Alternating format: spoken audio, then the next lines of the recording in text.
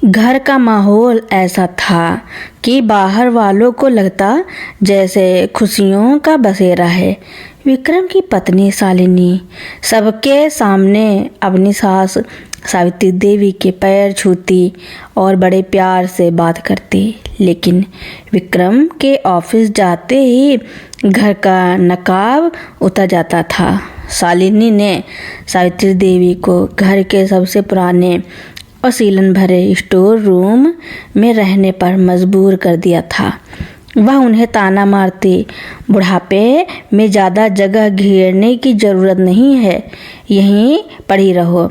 सावित्री देवी चुपचाप सब सहती, क्योंकि शालिनी ने उन्हें धमकी दी थी कि अगर उन्होंने विक्रम को कुछ बताया तो वह कबीर को उनसे हमेशा के लिए दूर कर देगी। ममता की मारी माँ खामोश हो गई। विक्रम का 6 साल का बेटा कबीर अपनी दादी का बहुत लाडला था। वह चुपके से देखता कि कैसे उसकी माँ दादी को डांटती है और उन्हें बचा हुआ खाना देती है। एक दिन कबीर ने देखा कि दादी को प्यास लगी थी और माँ ने उन्हें पानी देने के बजाय नल का गंदा पानी पीने को कह दिया। कबीर का मासूम दिल यह सब देखकर दहल गया। स्कूल में जब कबीर को मेरा घर विषय पर चित्र बनाने को कहा गया तो उसने आलीशान घर नहीं बनाया। उसने एक काला संदूक बनाया जिसमें उसकी दादी रो रही थी और बाहर हाथ में डंडा लिए उसकी माँ खड़ी थी। चित्र में दादी की आंखों से पानी नहीं बल्कि लाल रंग की बूंदें गिर रही थी। जब टीचर ने विक्रम को स्कूल बुलाकर वह पेंटिंग दिखाई तो विक्रम के पैरों तले जमीन खिसक गई। कबीर ने रोते हुए कहा, पापा, मम्मी दादी को डब्बे में बंद करती है। विक्रम बिना किसी को बताए घर पहुंचा। घर में शांति थी। उसने देखा कि स्टोर रूम का दरवाज़ा बाहर से बंद है। जब उसने दरवाज़ा खोला तो देखा कि सावित्री देवी फर्श पर बेसुध पड़ी थी और उनके गले की प्यास इतनी बढ़ गई थी कि वह जमीन पर गिरे पानी को चाट रही थी। शालिनी पीछे से आई और बहाने बनाने लगी। विक्रम, वो माँ जी की तबीयत ठीक नहीं थी। विक्रम ने गर्जना करते हुए कहा, बस शालिनी, मेरे बेटे की एक पेंटिंग ने तुम्हारा असली चेहरा दिखा दिया है। जो औरत अपनी माँ जैसी सास को जहर दे सकती है वो मेरी पत्नी कहलाने के लायक नहीं। विक्रम ने अपनी माँ को गले लगा लिया और उनसे माफ़ी मांगी कि वह इतने समय तक अंधेरे में रहा। उसने शालिनी को उसके किए की सज़ा दी और उसे घर से निकाल दिया। कबीर की एक गवाही ने सावित्री देवी के नरक को ख़त्म कर दिया और पाप का साम्राज्य ढह गया। विक्रम की उस गर्जना के बाद घर की दीवारें हिल गई। सावित्री देवी, जो अब तक बुत बनी फर्श पर पड़ी थी, अपने बेटे की आवाज़ सुनकर सिसक पड़ी। विक्रम का गुस्सा देखकर शालिनी पहले तो घबराई, लेकिन फिर वह अपनी पुरानी फितरत पर उतर आई। उसने तुरंत जमीन पर बैठकर रोने का नाटक शुरू कर दिया। वह विक्रम के पैर पकड़कर चिल्लाई, विक्रम, तुम इस बच्चे की बातों पर यकीन कर रहे हो? यह तो मासूम है। इसे स्कूल में किसी ने बहका दिया होगा। मैं तो माँ जी की सेवा करते करते थक जाती हूँ और आज थोड़ा गुस्सा क्या किया, तुम मुझे अपराधी बना रहे हो। विक्रम ने नफरत से उसका हाथ झटक दिया और कहा, शालिनी, कबीर की ड्राइंग तो सिर्फ एक इशारा थी। अपनी आँखों से जो मंजर अभी मैंने देखा है उसका क्या? माँ की ये हालत, ये गंदा पानी और तुम्हारी आँखों में ये क्रूरता, सब सच बोल रहे हैं। तभी कबीर दौड़कर अपनी दादी के पास आया और विक्रम का हाथ पकड़कर उसे स्टोर रूम के कोने में ले गया। उसने वहाँ एक पुराना टूटा हुआ प्लास्टिक का डब्बा दिखाया। कबीर ने कांपती आवाज़ में कहा, पापा, मम्मी इस डब्बे में दादी का खाना डालती है और कहती है कि अगर दादी ने आवाज़ की तो वह मुझे बोर्डिंग स्कूल भेज देगी। दादी मेरे लिए चुप रही। यह सुनकर विक्रम का कलेजा फट गया।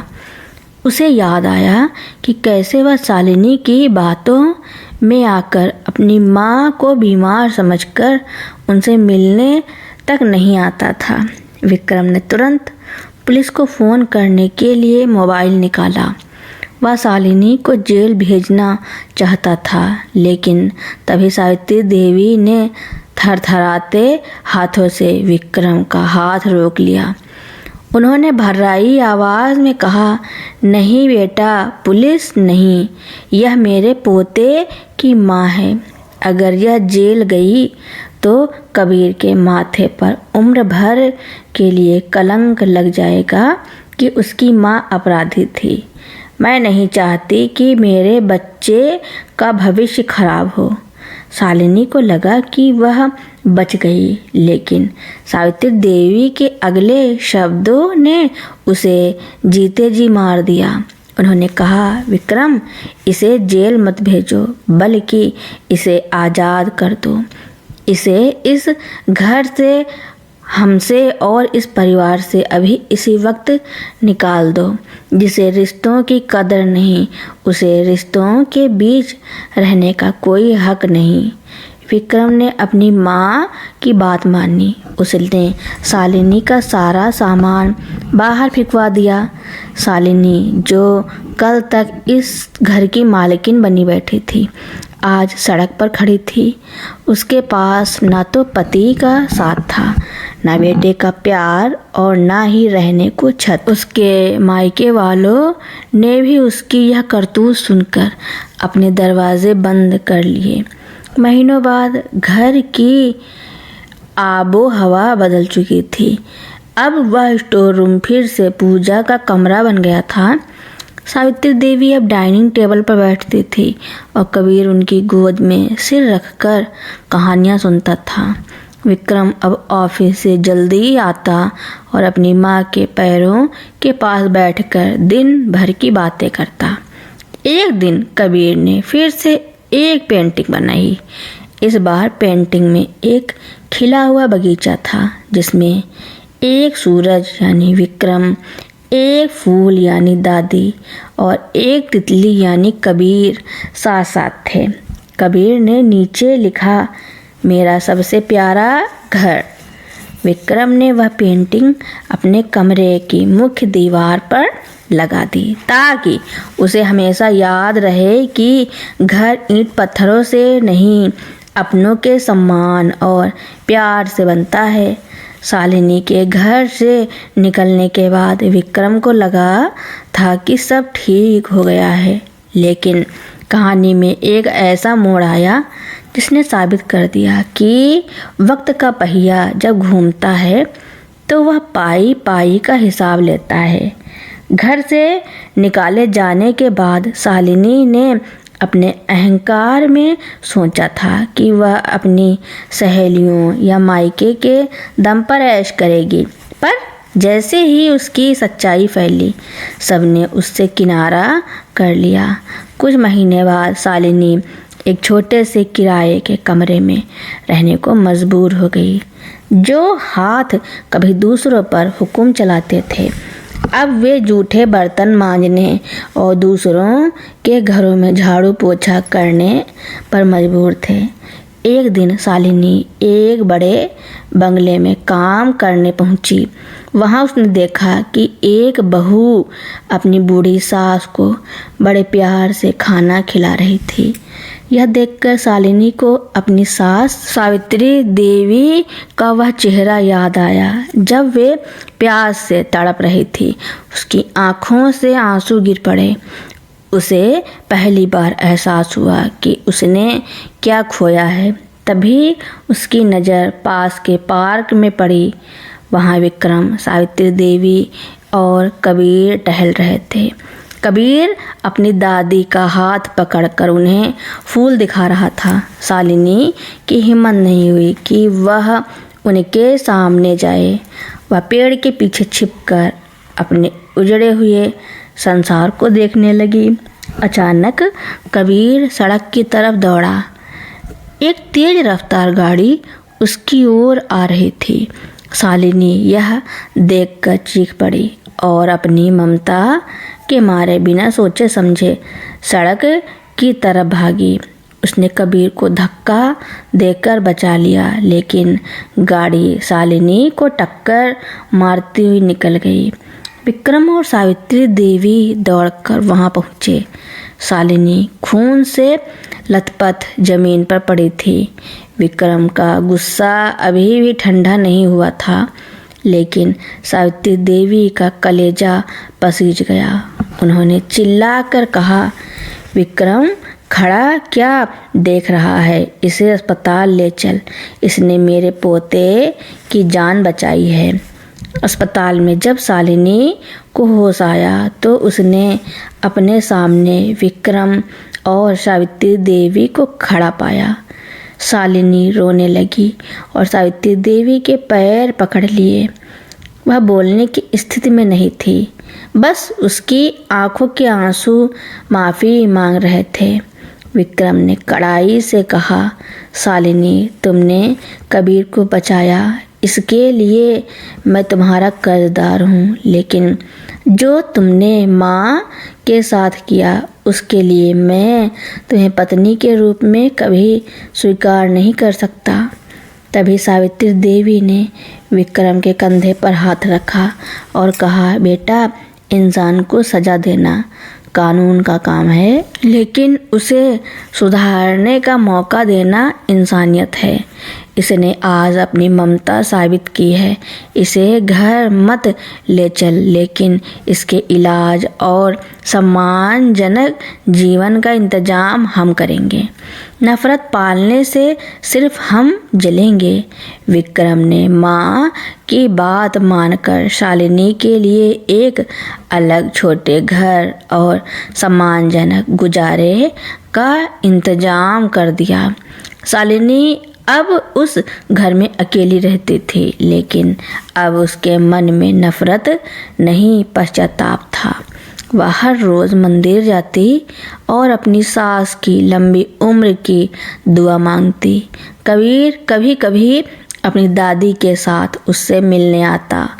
शालिनी उसे छूती नहीं थी, बस दूर से देखकर मुस्कुरा देती, क्योंकि उसे पता था कि उसने अपना हक खो दिया है, पर उसे अपनी गलती का एहसास हो गया था। समय बीतता गया। शालिनी अब उस छोटे से घर में अकेले रहते हुए अपने अतीत के पापों का प्रायश्चित कर रही थी। वह अब एक घमंडी शालिनी नहीं रही थी, बल्कि एक ऐसी औरत बन चुकी थी जो समाज की सेवा में सुकून ढूंढ रही थी। शालिनी ने पास ही के एक वृद्धाश्रम में बिना किसी वेतन के काम करना शुरू कर दिया। वह वहां रहने वाले बुजुर्गों की सेवा वैसे ही करती जैसे उसने सावित्री देवी के साथ क्रूरता की थी। वह किसी की लाठी बनती तो किसी को अपने हाथों से खाना खिलाती। उसे हर बुजुर्ग के चेहरे में सावित्री देवी नजर आती। वह मन ही मन कहती, शायद इन सब की दुआओं से भगवान मुझे माँ जी के सामने नजरें मिलाने के काबिल बना दे। उधर 3 साल बाद अचानक सावित्री देवी की तबीयत बहुत बिगड़ गई। उन्हें अस्पताल में भर्ती कराया गया। डॉक्टरों ने बताया कि उनकी दोनों किडनियां फेल हो गईं और उन्हें तुरंत ट्रांसप्लांट की ज़रूरत है। विक्रम ने ज़मीन आसमान एक कर दिया, पर कोई डोनर नहीं मिला। विक्रम का खून मैच नहीं हुआ और कबीर अभी बहुत छोटा था। विक्रम अस्पताल के गलियारे में सिर पकड़कर बैठ गया। उसे लग रहा था कि वह अपनी माँ को खो देगा। तभी एक नर्स आई और बोली, मिस्टर विक्रम, एक महिला तैयार है किडनी डोनेट करने के लिए। उनका ब्लड ग्रुप और सारे टेस्ट मैच हो गए हैं। विक्रम उस महिला से मिलने पहुंचा, लेकिन महिला ने अपना चेहरा ढका हुआ था। उसने शर्त रखी थी कि वह अपनी पहचान गुप्त रखना चाहती है। सर्जरी सफल रही और सावित्री देवी की जान बच गई। जब सावित्री देवी को होश आया तो उन्होंने उस महिला से मिलने की इच्छा जताई। विक्रम उन्हें व्हील चेयर पर लेकर उस वार्ड में गया। जैसे ही विक्रम ने पर्दे हटाए, उसके हाथ कांपने लगे। बेड पर कमज़ोर और पीली पड़ी शालिनी लेटी थी। शालिनी ने जैसे ही सावित्री देवी को देखा, उसकी आंखों से आंसू बहने लगे। वह धीरे से बोली, माँ जी, आपने मुझे अपनी ममता देकर सुधरने का मौका दिया था। आज मेरा यह शरीर आपके ही काम आ सका तो शायद मेरे पापों का बोझ थोड़ा कम हो जाए। विक्रम, जो अब तक नफरत की आग में जल रहा था, उसकी आंखों में भी आंसू आ गए। उसे एहसास हुआ कि इंसान बदल सकता है।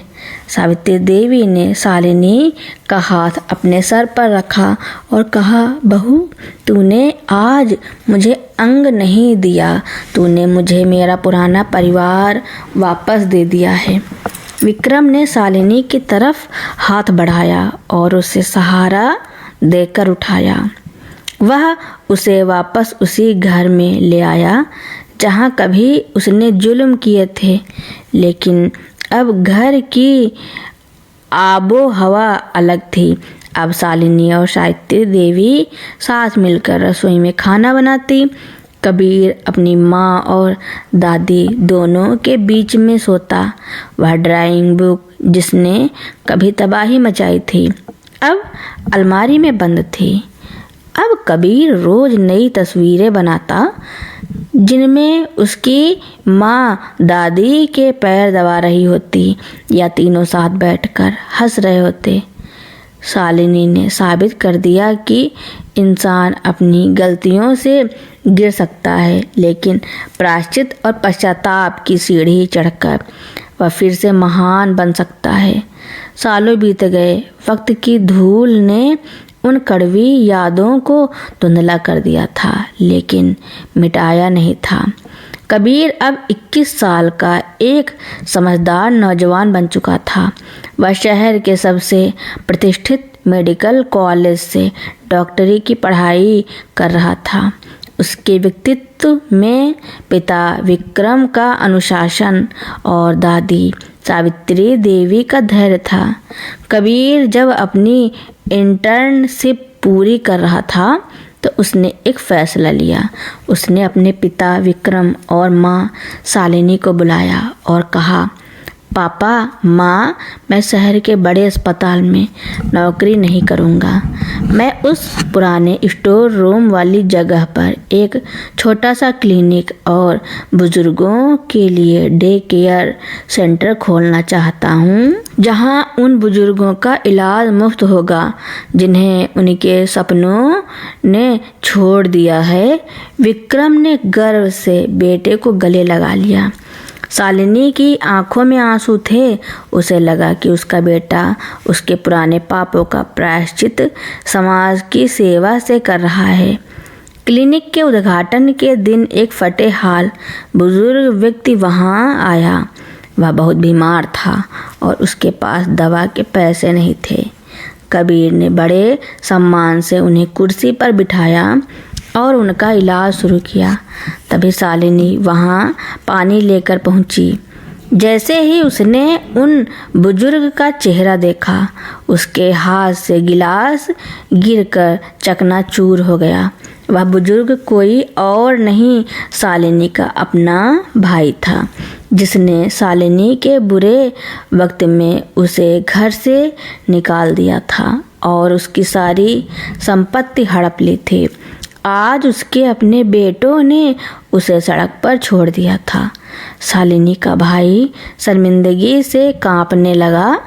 उसे लगा कि शालिनी अब उससे बदला लेगी। विक्रम भी वहां आ पहुंचा और उसे पहचान लिया। विक्रम के मन में गुस्सा जागा। शालिनी, यह वही इंसान है जिसने तुम्हें सड़क पर छोड़ दिया था जब तुम्हें सबसे ज़्यादा ज़रूरत थी। शालिनी आगे बढ़ी। सबको लगा कि वह उसे घर से बाहर निकाल देगी, लेकिन शालिनी ने झुककर अपने भाई के जख्मों पर पट्टी बांधी और कबीर से कहा, बेटा, इनका इलाज सबसे अच्छे तरीके से करना। कर्मा अपना हिसाब खुद लेता है, हमें हिसाब लेने की ज़रूरत नहीं। हमने नफ़रत का अंत बहुत पहले कर दिया था। सावित्री देवी अब बहुत वृद्ध हो चुकी थी। एक शाम जब पूरा परिवार आंगन में बैठा था, उन्होंने कबीर का हाथ पकड़ा और शालिनी की तरफ इशारा करते हुए कहा, कबीर बेटा, याद रखना, एक समय था जब तेरी एक ड्राइंग ने इस घर की सच्चाई बदली थी, लेकिन आज तेरी माँ की ममता और सेवा ने इस घर की किस्मत बदल दी है। नफ़रत को नफ़रत से नहीं, सिर्फ प्यार और माफ़ी से जीता जा सकता है। उस रात सावित्री देवी ने चैन की नींद में अपनी आंखें मूंद ली। उनके चेहरे पर एक असीम शांति थी, क्योंकि वह एक बिखरते हुए साम्राज्य को प्यार का गुलिस्तान बनते देख चुकी थी। आज भी उस क्लिनिक के बाहर एक नेम प्लेट लगी थी जिस पर लिखा है, सावित्री मेमोरियल, जहां अपनों से ज़्यादा बुजुर्गों का सम्मान होता है। कबीर अब एक मशहूर डॉक्टर है और शालिनी उस केंद्र की संचालिका। कबीर अक्सर अपनी वही पुरानी ड्राइंग बुक निकाल कर देखता है। वह लाल रंग के आंसू अब उसे याद दिलाते हैं कि कभी कभी अंधेरा इसलिए आता है ताकि हम रोशनी की कीमत समझ सकें। तो दोस्तों, मेरी कहानी सुनने के लिए आपका बहुत बहुत धन्यवाद। ऐसी ही कहानियाँ सुनने के लिए मेरे चैनल को लाइक, कमेंट, शेयर, सब्सक्राइब एवं बेल आइकन का बटन दबाना ना भूलना, ताकि मेरी नई नई कहानियाँ आप तक पहले ही पहुँचती रहें।